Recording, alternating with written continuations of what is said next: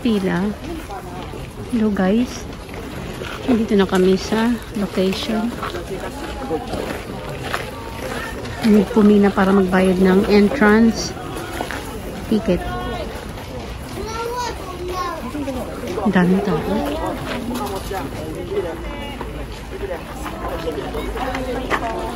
Daming tao.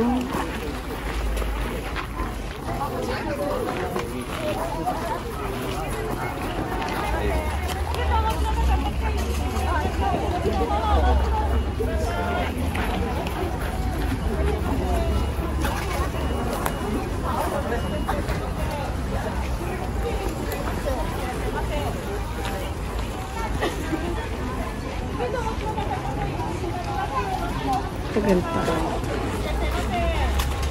Nakatira yung tawa ko.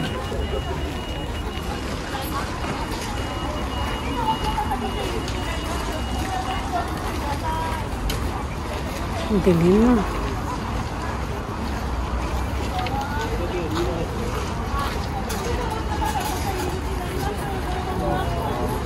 Ang lamig.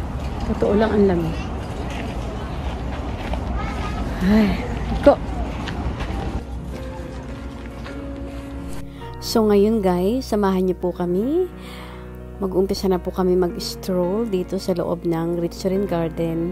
Actually, first time po naming dalawa na makapasok dito sa loob ng Ritz-Carlton Garden.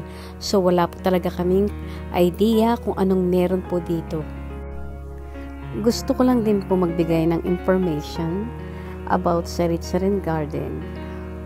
Unang-una, bago talaga po ako pumunta dito, kami ng asawa ko, sa aking pagkakaalam, ang Ritz-Carlton Garden po ang pinakamalaki at pinakamalawak na garden sa buong Japan.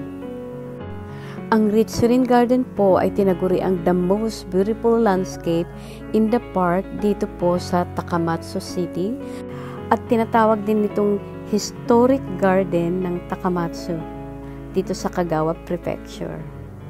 At nakumpleto ang garden na ito noong taong 1745 at naging private strolling garden para po sa mga local feudal lords. At inopen naman nila ito sa publiko noong taong 1875. Kaya ang Ritz-Carlton Garden po ay tinaguri ang one of the largest strolling garden in Japan. Kaya naging sentro ito ng tourist attraction dito sa Kagawa Prefecture. Ginaganap po lagi ang autumn light up or autumn illumination dito sa Ritz-Carlton Garden tuwing sasapit po ang November. Ito po ay nagsisimula mula November 17 hanggang November 28. Ang oras po ay nag-i-start tuwing alas 5 ng hapon hanggang alas 9 ng gabi. During the light up, there are several events na nagaganap po sa loob ng Ritz-Carlton Garden, tulad po ng Japanese style boat cruise na ginagawa nila during sa gabi. Sa evening po nila ginagawa yon, at especially ang music performance ng mga Hapon. So guys, samahan niyo po kami at umpisahan na po natin ang strolling dito sa loob ng Ritz-Carlton Garden.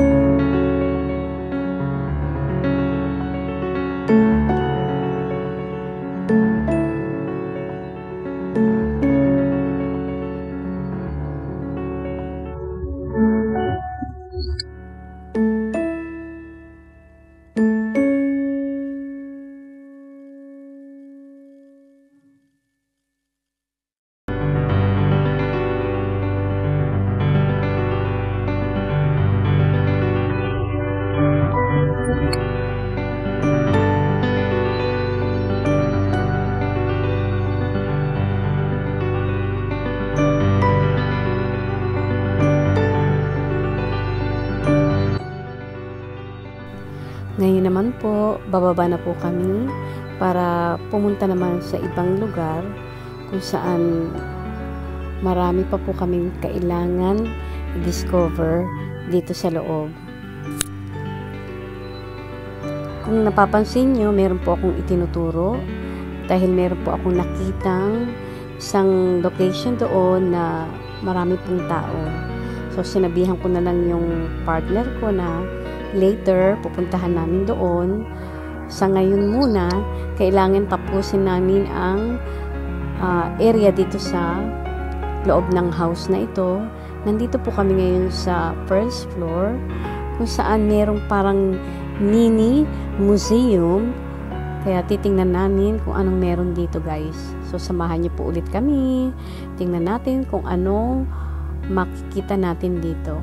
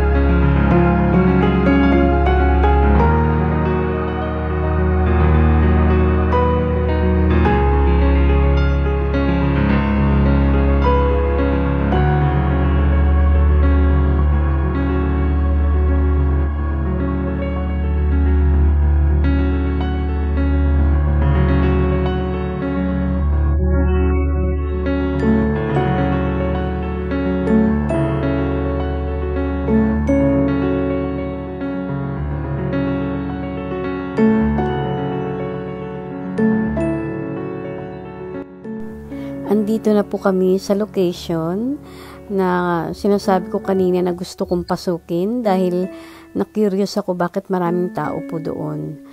According sa staff ng Ritz-Serene, meron daw pong nagaganap na isang music performance ng mga Hapon. So, excited din akong ma-discover yun kung anong meron sa loob. Pero dahil nga po may oras po ang pagpasok ng bawat grupo, kailangan po namin maghintay pa ng another 15 minutes para lang makapasok sa loob. So, wala po kaming magagawa kundi ang mag-waiting sa labas.